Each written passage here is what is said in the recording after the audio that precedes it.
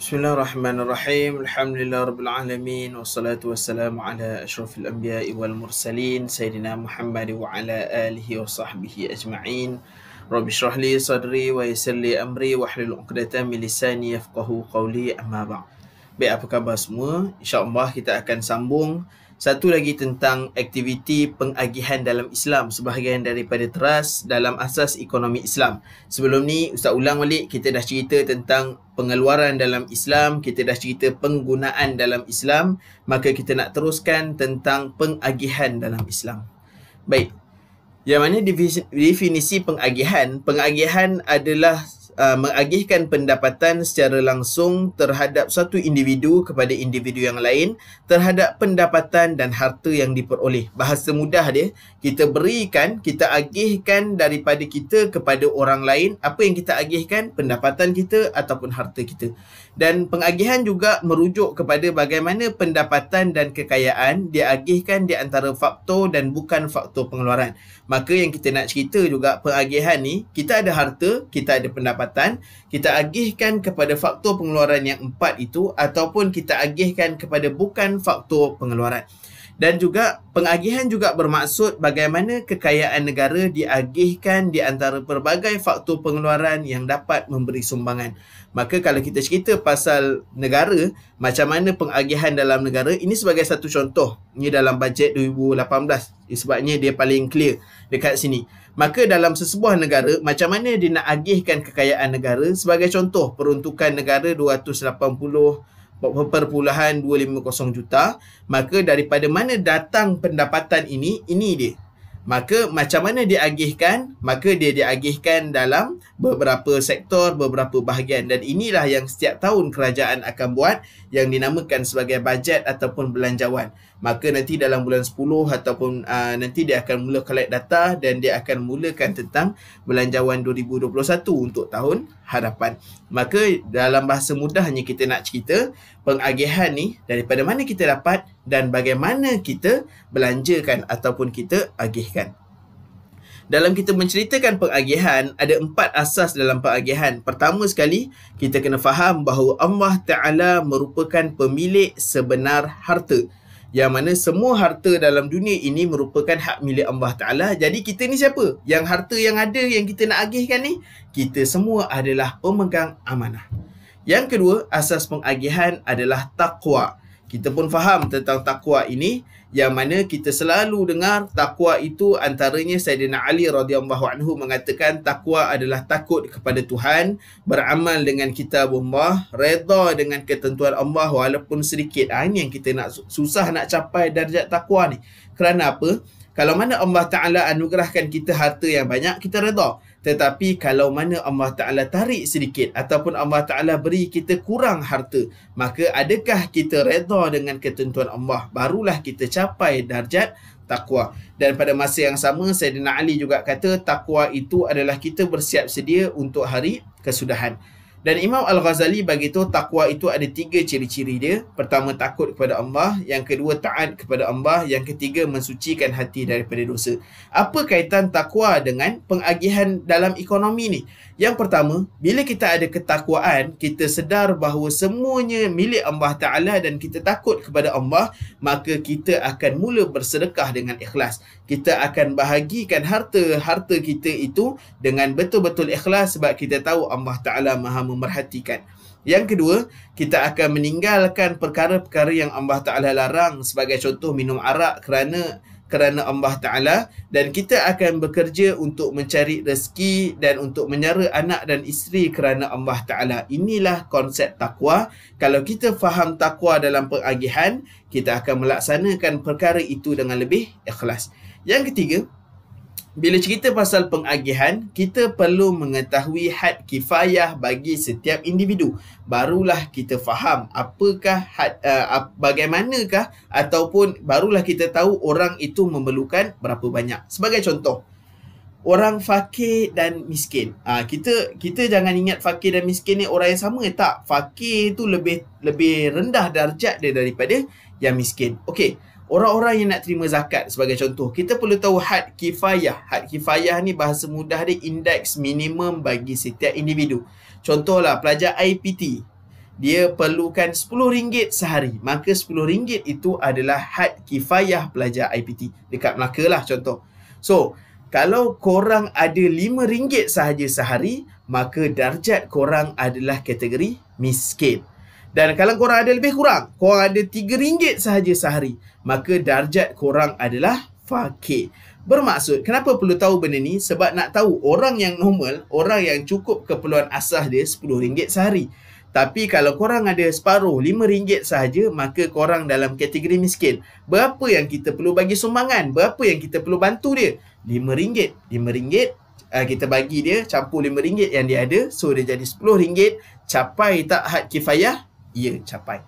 Dan kalau orang tu RM3 sahaja dia ada sehari, maka kita bantu dia dengan RM7, maka capai tak had kifayah? Ya, dia capai RM10 tersebut. Itu contoh.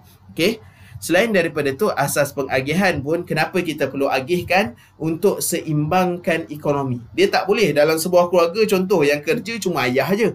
So kalau ayah je dapat duit, dia tak agihkan harta dia kepada, dia tak agihkan pendapatan dia kepada isi rumah, maka ayah je lah yang kaya. Anak dia, bini dia semua miskin hidup melarat. Maka that's why Islam tetapkan perlunya diagihkan harta kekayaan ini. Okey? Dan matlamat pengagihan. Kenapa kita perlu agihkan harta-harta ini? Kenapa kita perlu agihkan pendapatan? Pertama, untuk membasmi penumpuan harta. Macam mana Ustaz kata tadi, kalau seorang sahaja yang pegang harta, dia tidak agihkan kepada orang-orang yang berhak di bawah tanggungjawab dia, maka dia sahaja yang ada harta, dia sahaja yang kaya. Dan yang kedua, matlamat pengagihan nak beritahu kepada orang ramai bahawa setiap individu mendapat hak. Dia ada orang ada hak-hak dia yang tersendiri yang kita perlu berikan. Yang ketiga, untuk mengurangkan jurang perbezaan. Bila yang kaya, agihkan harta dia sedikit kepada yang miskin. Yang miskin ni naik upgrade, so dia dapat merapatkan jurang perbezaan. Yang keempat, dapat menanamkan nilai harmoni dan kasih sayang, khususnya kepada yang mengagihkan. Orang yang ada harta, maka bila mana dia agihkan sedikit, dia akan rasa harmoni, dia akan rasa kasih sayang sesama manusia. Dan yang kelima, dapat mewujudkan sebuah sistem ekonomi yang lebih praktikal, yang lebih adil. Sebab Islam bagi tahu tadi, semua orang ada hak dia. Walaupun dia orang miskin, dia ada hak dia, sedikit portion daripada orang-orang kaya perlu diberikan kepada dia. Selain daripada itu, prinsip pengagihan. Perkara yang ketiga kita nak cerita, prinsip pengagihan ni ada dua teras dia. Yang mana adil dan ihsan. Kita selalu dengar benda ni. Allah Ta'ala ingatkan kepada kita, innallaha ya'muru bil adli wal ihsan. Sesungguhnya Allah menyuruh kamu melakukan adil dan berbuat ihsan. So, apabila kita mengagihkan sesuatu, mestilah kita melakukan dengan keadilan. Kita dah cerita sebelum ni, apa beza sak sama dan apa beza sak sama dengan sama rata. Maka Islam tegaskan kepada kita, mesti memberikan ikut sak sama. Dan yang mana sak sama itu lebih adil. Maka nak bagi pendapatan, nak agihkan harta kepada anak beranak, kalau boleh buatlah dengan adil. Bagilah ikut keperluan dia. Dan yang kedua, pada masa yang sama Islam juga suruh kita berbuat ihsan. Macam mana korang sekarang ni? Majoriti, Ustaz percaya semuanya dah baligh. Maka adakah korang dah baligh sekarang ni, korang masih lagi di bawah tanggungjawab mak dan ayah ke? Terutama yang lelaki? Jawapan dia tak. Sebenarnya mak ayah korang dah tak bertanggungjawab, dah tak wajib nak bagi nafkah dekat korang. Habis yang selama ni ayah korang bagi bantuan tu, sebab ayah korang ada nilai ihsan. Kalau ayah korang tak nak bagi bantuan dekat korang, bukan salah ayah korang. Sebab ayah korang dah lepas tanggungjawab dia, korang dah baligh sebenarnya. Tapi dengan nilai ihsan yang ada, maka dia agihkan kepada korang semua. Baik. Dan yang berikutnya, kita nak ceritakan kaedah pengagihan dalam Islam. Ini agak complicated sikit. Yang mana, bila kita ada sesuatu harta, kita ada pendapatan, maka kita perlu agihkan pendapatan tersebut kepada dua peringkat dahulu. Agihkan kepada faktor pengeluaran, kemudian dah selesai agihkan kepada faktor pengeluaran yang atas ni, maka barulah agihkan kepada bukan faktor-faktor pengeluaran. Yang pertama kita lihat, bila ada sesuatu harta, agihkan dulu kepada faktor pengeluaran yang 4, tanah, usahawan, buruh dan mudah. Kemudian, bila dah selesai, barulah diagihkan kepada bukan faktor pengeluaran. Bukan faktor pengeluaran pula dibahagikan kepada dua, agihan yang wajib dan juga ada agihan yang sunat. Maka untuk korang lebih faham, kita lihat skrin yang Ustaz sediakan. Okey, boleh nampak Contoh, kita nak agihkan sesuatu pendapatan kita. Contoh, kita ada gaji lebih kurang RM2,000. Maka yang kita sedia maklum, kita perlu agihkan kepada prima dulu, faktor-faktor pengeluaran. Maka kita ada faktor pengeluaran tanah, usahawan dan buruh. Kemudian kita ada modal. Contoh tadi kita makan gaji kita RM2,000. Pertama sekali perlu agihkan kepada tanah. Faktor tanah. Mungkin kita ada rumah yang kita perlu bayar. Mungkin bulanan yang 400. Bahagi dulu kepada bahagian ini. Selesaikan dahulu. Kena agihkan kepada faktor tanah. Yang kedua, kepada faktor usahawan ataupun buruh. Mungkin kita tak ada buruh, kita tak ada pekerja bawah kita. Tapi kita sebagai owner dia, orang yang berhak, kita ada hak tak, ada portion tak untuk diri kita? Ada. Mungkin sebagai contoh RM300 untuk belanja keperluan bulanan kita. Kemudian, kita agihkan juga kepada faktor yang ketiga, faktor modal. So, logiknya kita akan ada modal. Sebab apa? Kita mungkin ada kenderaan yang kita gunakan untuk pergi kerja. So, dekat situ pun ada minyak motor. Itu semua modal. Kemudian kita ada nak bayar bil telefon dan sebagainya. Itu juga adalah modal yang perlu kita sediakan. Maka kalau contoh dekat sini, kalau kita ada modal motor bil yang lain RM200, so selesai kan? Tadi gaji kita RM2,000, tolak 400 untuk rumah, tolak untuk usahawan diri kita 300, kemudian tolak untuk modal RM200, lebih kurang dah RM900 kat sini. So ada RM1,100 lagi. Kemudian kita baru agihkan kepada bukan faktor pengeluaran yang dinamakan sebagai faktor sekunder. Faktor sekunder terbagi kepada dua. Yang pertama wajib, yang kedua sunat. Kita tengok yang wajib dulu. Faktor pengeluaran bukan faktor pengeluaran yang wajib. Pertama adalah zakat. So, zakat wajib tak bayar? Ya, wajib bayar. Tapi zakat ni pun ada dua. Kita pernah cerita sebelum ni. Satu zakat harta, satu zakat fitrah. Buat masa ni harta mungkinlah tak berapa banyak lagi. So, korang boleh kira-kira. Mungkinlah sebulan lebih kurang mungkin RM10 sahaja ataupun RM20 sahaja zakat yang kalau korang wajib bayar. Selain daripada tu, faraid. Faraid pun wajib juga. Tapi sekarang ni belum meninggal lagi kan. So, harta tu tidaklah diagihkan. Ada pun yang ketiga. Bukan faktor pengeluaran yang wajib adalah nafkah. Ini panjang cerita dia. Tadi, kita dah ada RM900 kita dah agihkan kepada faktor pengeluaran. Mungkinlah ada RM20 kita agihkan untuk zakat. Maka ada lebih lagi RM1,000 lebih kurang. Maka pertama sekali perlu diagihkan kepada isteri. Isteri ada hak dalam gaji kita, dalam harta kita. Mungkin kita bagi 200 bulan, contoh. Kemudian ada anak. Mungkin ada anak seorang, mungkin 100. Kemudian, lepas tu barulah bagi ibu bapa. Dia tak boleh langkau dahulu. Sebab Allah Ta'ala bagi tahu kita kena jaga ku anfusakum wa ahlikum. Jaga diri kamu dan ahli keluarga kamu terdiri daripada isteri dan anak dahulu. Maka perlulah bagi duit tu kepada isteri dan anak dulu. Kalau tak ada, baru sikit kepada yang ketiga, ibu bapa. Contohlah bagi mak ayah dalam 100 ke. Kemudian, kalau ada lebih, nak bagi adik-beradik apa semua, ini boleh bagi. Okay, kalau nak bagilah. Alright. Dah tolak ni tadi ada 3, 4, 500. Campur 900 tadi. Lepas tu, ada lagi baki duit sebab gaji tadi RM2,000. Okay. Kemudian, barulah bagi agihan sunat yang lain. Antaranya, wasiat. Wasiat kalau ada duit yang terkumpul, nak diwasiatkan, tak jadi masalah.